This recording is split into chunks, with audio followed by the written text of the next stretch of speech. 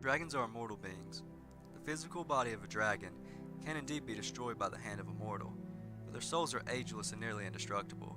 Perhaps the Daedra or the Aedra can kill the souls of dragons, but it is largely unknown if this could be true. Currently, we only know of one surefire way to stop a dragon from coming back, and that is for another dragon, or a dragonborn, to absorb its soul. I will state that today we're looking at the race of dragons as a whole.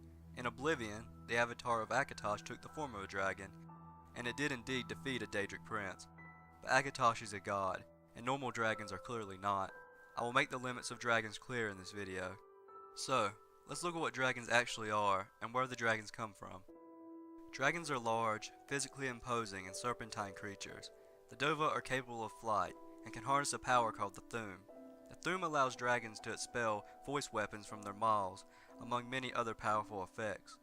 In the in-game book, Twin Secrets, we can read about a dragon that teaches a man about enchanting, and how to go about bestowing multiple enchantments upon an item.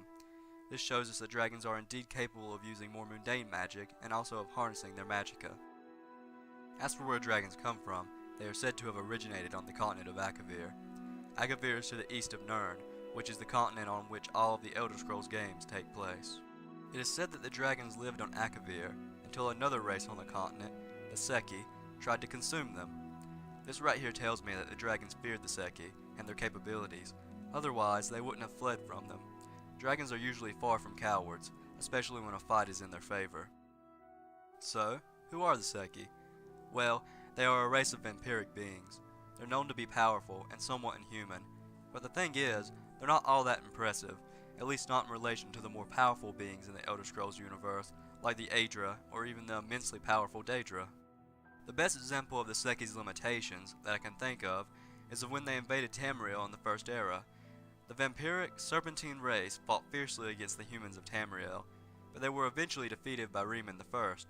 In exchange for their surrender, the surviving Seki were granted their lives, and would go on to play important roles in the Empire. However, that's a topic for another video. My point is that the Seki were feared by the dragons. The Seki, meanwhile, were defeated by an army of men. So, while I would say that the Seki are, individually at least, stronger than any man, I think it's clear that it can't be by too much of a gap. Otherwise, Riemann I would never have been able to be victorious in his war with the Seki. For the most part, I'd also say that an individual dragon is much stronger than either a Seki or a human. This much is clear in the lore and in the games. Just watch any town try and fight off a random dragon encounter in Skyrim. It doesn't go well for them most of the time, and rarely is there not a casualty. The fact that the Seki invaded Tamriel tells me one thing, and that is that they had an army. Having an army means that they had a relatively large population. So, even while one Seki would usually not have been as strong as a dragon, it can be assumed that the Seki were able to overpower the Dova through teamwork and cooperation. This actually makes sense, considering that dragons have been hunted by other groups throughout Nirn's long history. The Blades, for example, one of the main factions in Morrowind, Oblivion, and Skyrim, were originally dragon slayers. Blades originally came from none other than Akavir, the home of the Seki. Besides telling us that Akavir produces some pretty tough individuals, the fact that so-called dragon hunters can even exist among the mortal races shows us that some dragons are not capable of taking on a group of highly skilled and cooperating warriors. No, I said some dragons are not capable of fighting off mortal warriors. In the Skyrim game, enemy dragons scale in strength based on your character's level. In the lore, however, a dragon's strength would no doubt largely be more of an individual matter. So, which dragons in Elder Scrolls lore are the strongest? Well, thanks to what we're told in game, I think we can get a pretty good idea of an answer to this question. I do want to go ahead and point out that in Skyrim's Nordic mythology, Alduin is a god.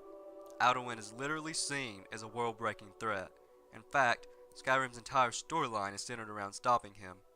Alduin is not your typical dragon. Now that we know that Alduin is in a different class from other dragons, we can move on to ranking the other members of his race. We do know that dragons are a brutal race, whose very nature is to dominate. Varthuranax even admits this to the last Dragonborn. The dragon's desire for power was best seen when they made themselves the god kings of mankind, back in Tamriel's Merithic era. Thus, if a dragon naturally seeks to dominate, not just other beings, but also other dragons, and it can be assumed that the hierarchy of dragon society would be based on who had the most power, and perhaps who Alduin favored the most. By this logic, if we were to rank the dragons in terms of power, Alduin's lieutenants, like Parthornax, Oblivion, and others, would likely sit at the top of the roster in terms of raw physical and magical strength. This brings me to an important point. In the game of Skyrim, you capture Oblivion. Let me say again, you capture one of the most powerful dragons in Nirn, and all you use is a heavy piece of wood and some chain. You do defeat him in battle beforehand, but in the game, you are capable of holding him for as long as you wish, meaning, the dragon's restraints are more than capable of restraining him. That right there says a lot. Dragons may be able to speak and expel powerful magic, be able to fly, and they do even possess immense strength.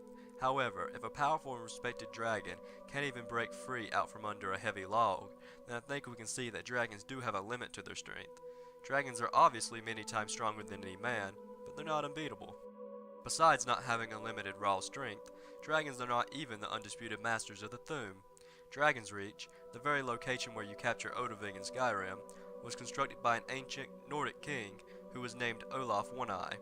Olaf built Dragon's Reach to secure a dragon named Numenex that he had bested in a battle of Thu'ums. Now we're starting to see that even Nordic tongues can match or even surpass dragons in the use of the voice. If dragons can be outmuscled and overpowered by groups of men, if they can be captured by the constructs of men, and if men can overtake them in terms of using the voice, then I think we can safely say that dragons are not that much stronger than any of the legendary warriors in the history of the Elder Scrolls.